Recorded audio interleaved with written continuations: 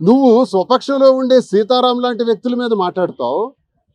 జగన్మోహన్ రెడ్డి గారిని 1000 అడుగులు గొయ్యి తీసి పాతేయాలన్న అచ్చెన్నాయుడు మీద మాత్రం మాట్లాడవు.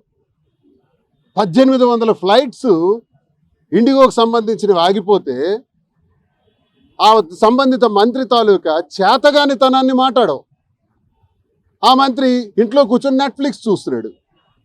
ఆ మంత్రి కనీసం స్పందించడు. ఏ ఎయిర్పోర్ట్కి కూడా వెళ్ళడు. ఈరోజు కూడా సూట్ కేసులు పడున్నాయి ఇంకా ఎయిర్పోర్ట్లో. ఇంత దారుణాలు జరుగుతుంటే, జిల్లా మొత్తం అసహించుకుంటే, దేశం మొత్తం కూడా ప్రపంచ దృష్టిలో ఇండిగో ఫ్లైట్స్లో జరిగినటువంటి లోపంలో చేతగాని మంత్రి ఉండటం వల్ల, అతని పని కనీసం అతను చేయలేకపోవటం వల్ల దేశమంతా తలదించుకునే పరిస్థితి వస్తే దీన్ని ప్రశ్నించవు. జగన్మోహన్ రెడ్డిని తిట్టిన వాడిని ప్రశ్నించవు.